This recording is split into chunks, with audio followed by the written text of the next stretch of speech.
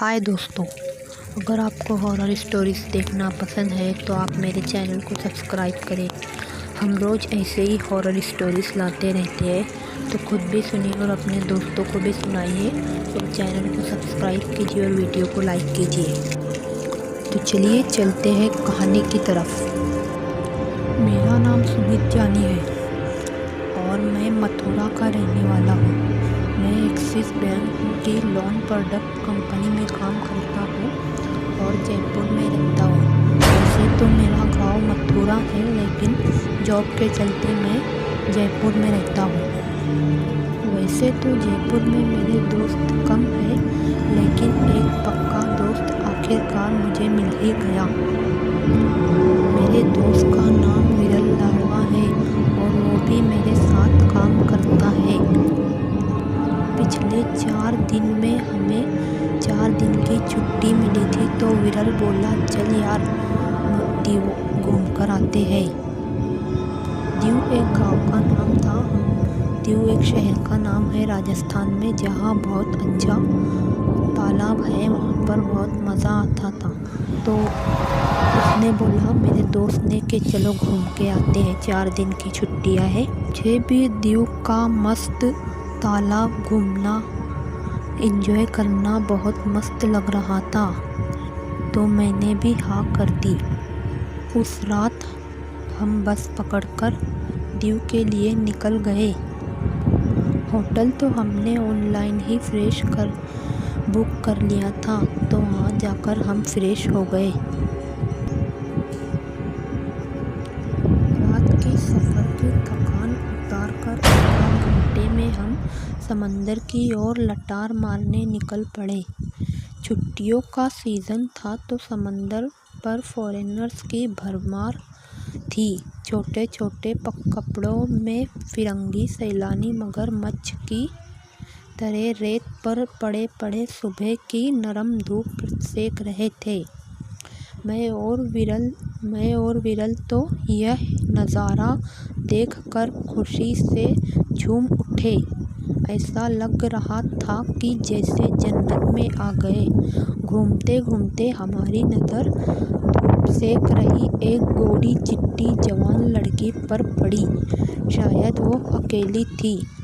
विरल बोला कि चल यार उससे दोस्ती करते हैं।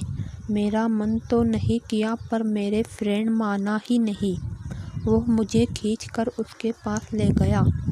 अलग थलग कम कपड़ों में लेटी हुई फॉरेनर लड़की के पास जाते ही मुझे अजीब सी अकड़न महसूस होने लगी। शायद मेरा मन कह रहा था कि जल्दी से इससे दूर हो जा, लेकिन विरल तो वही आसपास बैठे बैठे उसे घूरने लगा, कोशिश करने लगा। कुछ ही देर में वो लड़की भी हमारी ओर देखने लगी। उसने विरल को जवाब तो नहीं दिया, पर हंसकर स्माइल देकर वहाँ से खड़ी हो गई और अपना ओवरकोट पहन लिया। फिर वो वहाँ से चलती बनी। तब अचानक मेरी नज़र उस रेत पर पड़ी जहाँ पर वो लड़की लेटी हुई थी। उस जगह रेत के अंदर से काला गाढ़ा धुआं निकल रहा था।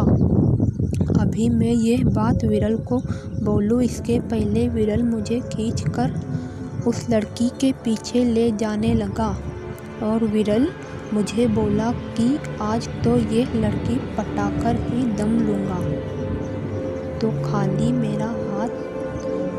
मेरा साथ देता जा। समझ ले कि तुझे गोरी चिट्टी भाभी मिल गई। मेरा कमीना दोस्त मेरी एक सुनने को तैयार नहीं था और खुद की सेटिंग के चक्कर में मेरी भी जान खतरे में डाल रहा था। फॉरेनर लड़की आगे थी।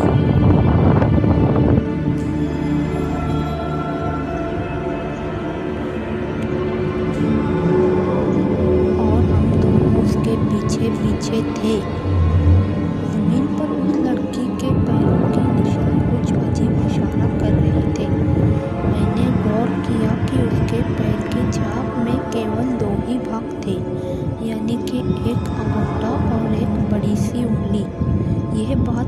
रोंगटे खड़े कर देने वाली थी। मैंने विरल को बोला कि तेरी मौसी के पैरों के निशान देख, इसमें कुछ गड़बड़ है, कहीं ये चुड़ैल निकली तो। लेकिन जब इंसान पर प्रेम का भूत सवार होता है तब डायन और चुड़ैल भी उसे अक्सर ही नजर आती है। विरल का भी कुछ ऐसा ही हाल था। कुछ ही देर में हम एक झाड़ियों और पत्थरों वाले इलाके में आ गए। वो फॉरेनर लड़की एक बड़े से पत्थर के पीछे खड़ी हो गई और हमारी ओर देखने लगी। उसकी नज़रों से ऐसा लग रहा था कि वो हमें वहाँ बुला रही है। अब विरल ने तो उसे अपनी रानी बना लेने का फैसला कर ही लिया था।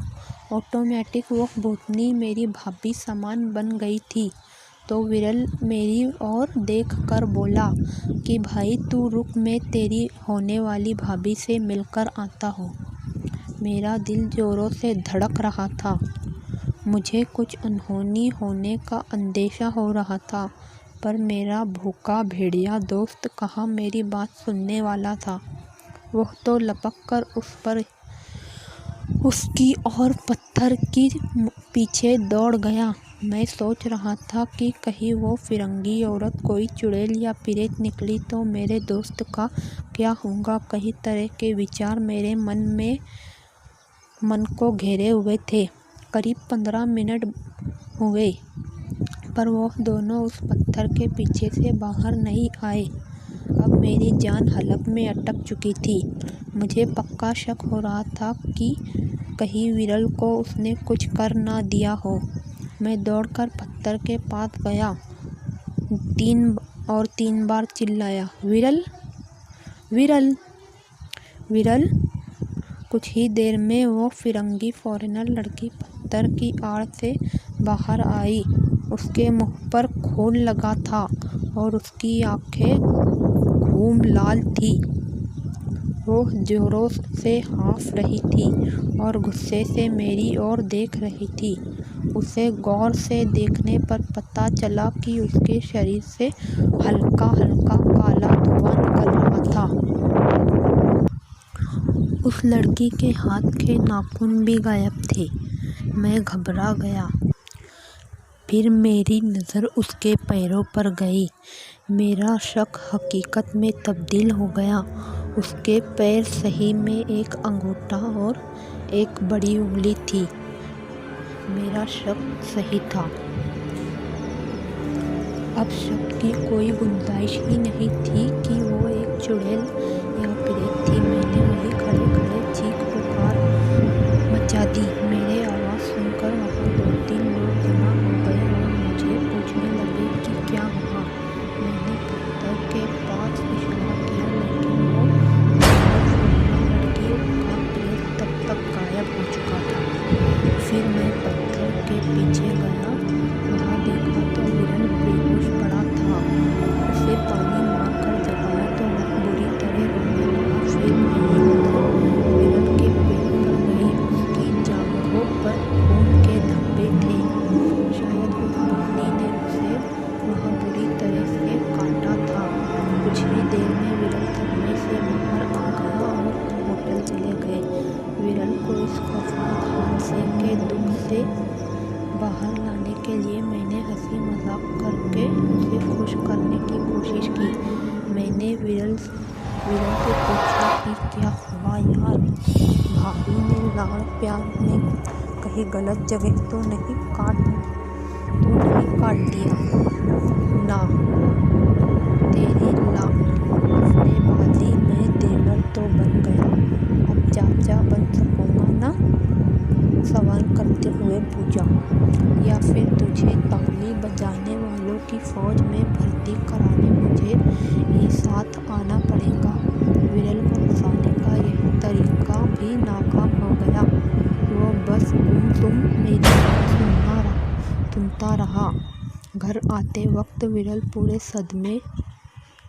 विरल पूरे रास्ते सदमे से बाहर आने का नाटक कर रहा, लेकिन मुझे पता था कि तब भी वो पूरी तरह खौफ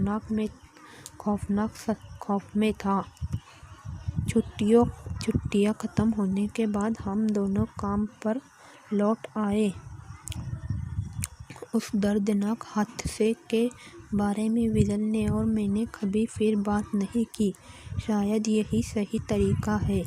ऐसी दर्दनाक घटना को भुला देने का बहुत मुश्किल था और आज भी हम दोनों जब वो घटना को याद करते हैं तो काँप